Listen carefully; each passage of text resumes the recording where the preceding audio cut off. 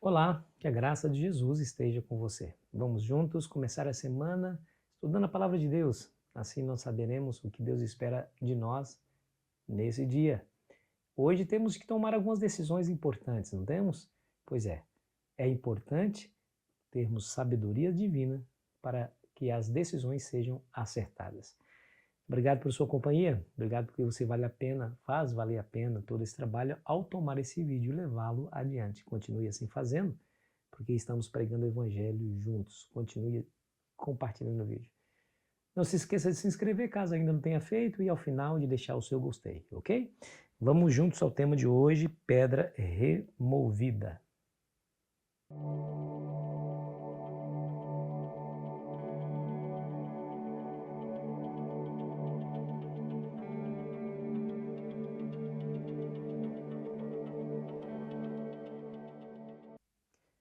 Você se lembra da história da ressurreição? Jesus, depois de morto, no primeiro dia, ressurgiu.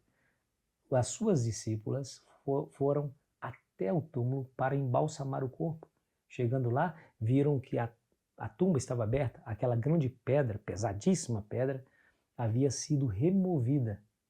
E elas encontraram um jovem, como diz aqui Marcos, vestido de branco. Sabemos que esse era um anjo. E disse: vocês estão procurando a Jesus que foi crucificado, ele ressuscitou, né? Como diz o verso 6. Ele ressuscitou e não está mais aqui. Vede o lugar onde o tinha posto. Interessante que o relato de Marcos 16, demonstrando que realmente Jesus tinha morrido, que realmente ele tinha sepultado e que realmente ele ressuscitou e que foi visto pelos seus discípulos. O verso 7. Mas ide, dizei a seus discípulos e a Pedro que ele vai adiante de vós para a Galiléia. Lá o vereis como ele vos disse. E eles de fato viram. Primeiro Jesus apareceu para Pedro, depois apareceu para os demais apóstolos, depois para uma grande quantidade de pessoas que viram Jesus, ressurreto, né? Foi visto. Deixa eu ver aqui, Atos capítulo 1 fala exatamente sobre isso. Deixa eu ler contigo aqui, Atos capítulo 1. Escute bem o texto. A estes também, depois de ter padecido, se apresentou vivo com muitas provas incontestáveis, aparecendo-lhes durante 40 dias e falando das coisas concernentes ao reino de Deus. Depois ele apareceu inclusive para o apóstolo Paulo. Lembra que Paulo, que antes era Saulo, era um inimigo da igreja, perseguia a igreja? E indo perseguir a igreja, no caminho de Damasco, Jesus apareceu para ele. E o apóstolo Paulo fala sobre essa experiência. Capítulo 15, ele vai dizer assim, verso 3. Antes de tudo vos entreguei o que também recebi, que Cristo morreu pelos nossos pecados, segundo as Escrituras, e que foi sepultado e ressuscitou ao terceiro dia, segundo as Escrituras. E apareceu a Cefas, e depois aos 12, e depois foi visto por mais de 500 irmãos de uma só vez, dos quais a maioria sobrevive até agora, porém alguns já dormem. Então veja, o que nós temos em comum nesses relatos? Primeiro, os evangelhos, os 4, todos eles relatam a morte, o sepultamento e a ressurreição de Cristo. Claro, cada um de um ponto de vista único. Porém, o que é comum é o fato de que Jesus morreu, foi sepultado e ao terceiro dia ressuscitou. O apóstolo Paulo também fala sobre isso, o apóstolo Pedro também fala sobre isso. A Bíblia está repleta sobre a ideia de que Jesus ressuscitou. E algumas pessoas acham absurdo os cristãos acreditarem nessa história de que o seu mestre morreu e venceu a morte.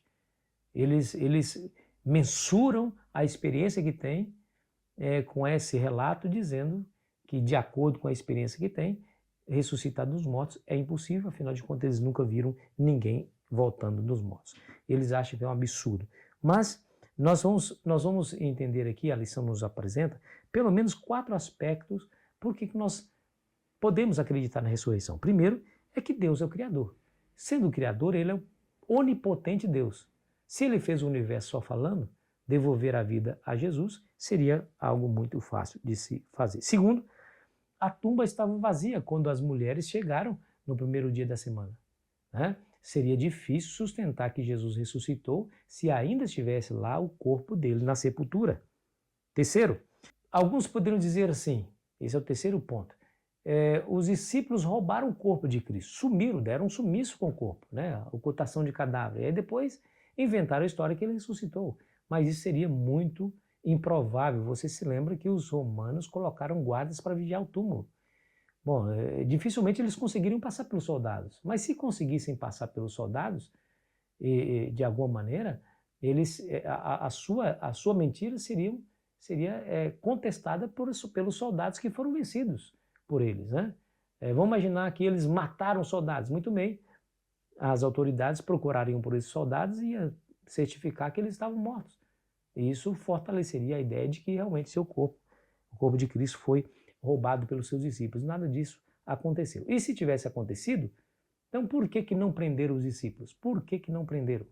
Né? Eles continuavam soltos, inclusive ali em Jerusalém, eles não fugiram para um país muito distante. E eles não foram presos. Se eles não foram presos, isso é sinal de que não havia acusação de que eles roubaram o corpo de Cristo. Esse é o terceiro ponto. O quarto ponto é que ele foi visto por um sem número de pessoas. Testemunhas oculares relataram a sua experiência. Eu vi Jesus vivo. O próprio Paulo, inimigo da igreja de Cristo anteriormente, antes de ter conhecido a Cristo, se converteu vendo Cristo ressuscitado. Foi a visão do Cristo ressuscitado que mudou para sempre a sua experiência, né? Queridos, afinal de contas, e talvez essa seja uma das evidências mais fortes, a religião cristã é a religião maior, mais populosa do mundo. São 2,3 bilhões de pessoas no mundo que se dizem cristãs. E essa religião é muito antiga, é milenar. Dificilmente uma mentira seria sustentada por tanto tempo assim. Aliás, os discípulos morreram sustentando que Jesus havia ressuscitado. Bom, você pode mentir por algum tempo, mas quem é que vai se sentir motivado a morrer por uma mentira? Pois morreram sustentando que Jesus havia ressuscitado. Essa é uma das grandes evidências, né? Evidências da ressurreição de Cristo. E aí? Você tem alguma evidência pessoal de que realmente Jesus está vivo? Eu tenho. A minha vida. O que Jesus fez na minha vida, me transformando, mudando os meus desejos. Antes, os meus desejos sempre eram para o mundo, para as bebidas, para a promiscuidade. E o Senhor Jesus mudou esse ser que está lhe falando. Hoje eu tenho uma esperança. É claro, sou um pecador como qualquer um, como você é pecador também.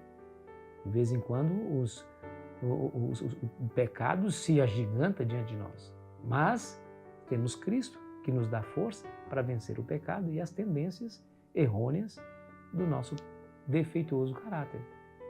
Então Jesus transformando pessoas é uma evidência de que ele está vivo. Senão, ele não poderia fazer nada se tivesse morto.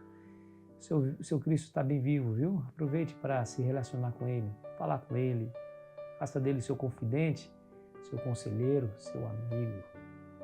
Isso vai mudar para sempre a sua história. Ore comigo, Pai querido.